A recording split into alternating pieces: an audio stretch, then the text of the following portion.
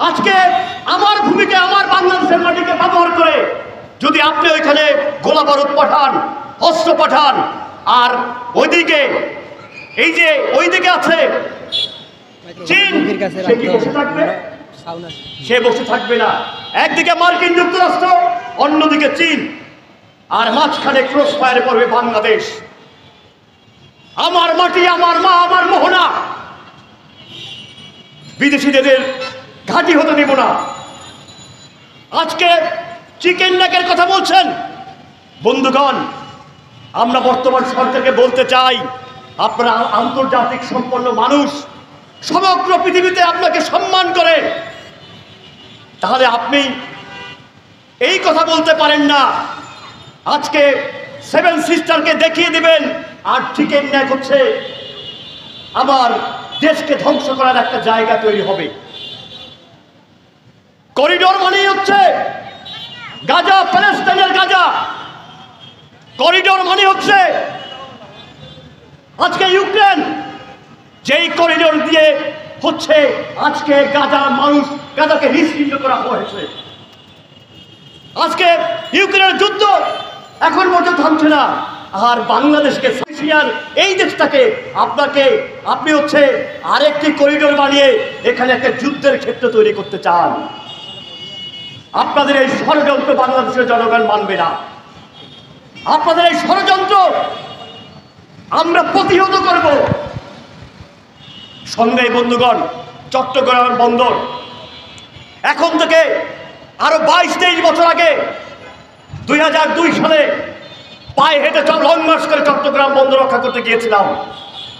তখন ওই মার্কিন যুক্তরাষ্ট্রের এসএসএস কোম্পানির কাছে বাংলাদেশের চট্টগ্রাম বন্দরকে লিজ দেওয়ার চক্রান্ত করেছিল।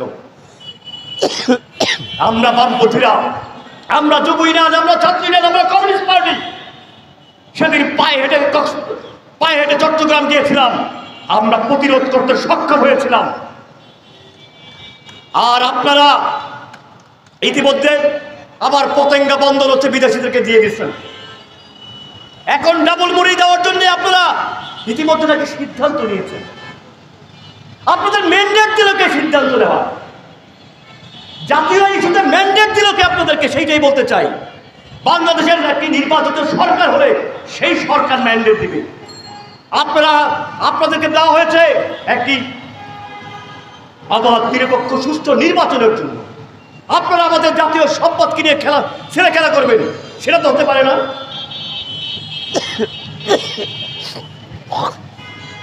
বন্ধুগণ, আজকে যে চট্টগ্রাম পোর্ট নিয়ে যে ষড়যন্ত্র হচ্ছে, এই ষড়যন্ত্র আজকে থেকে নয়।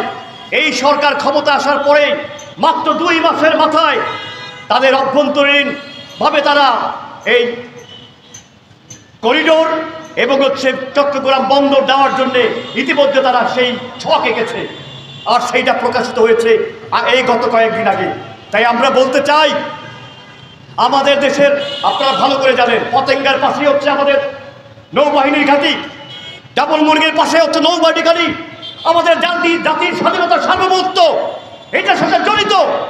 আমার দেশের অভ্যন্তরীণ এবং আমার দেশের নিরাপত্তার সঙ্গে জড়িত। আজকে সেই নিরাপত্তাকে বিঘ্ন করে ওখানে আপনি যখন বিদেশি কোম্পানির কাছে দেবেন, সেই কোম্পানিগুলো এবং ওইখানে বিদেশি সেনাবাহিনী এসে আমাদের নিরাপত্তাকে ধ্বংস করে দেবে। সঙ্গে বন্ধুগণ, ইতিমধ্যে পোর্টের কয়েক হাজার শ্রমিকরা বেকার হয়ে গেছে, চাকরি হারিয়েছে, নতুন করে আবার চাকরি হারাচ্ছে।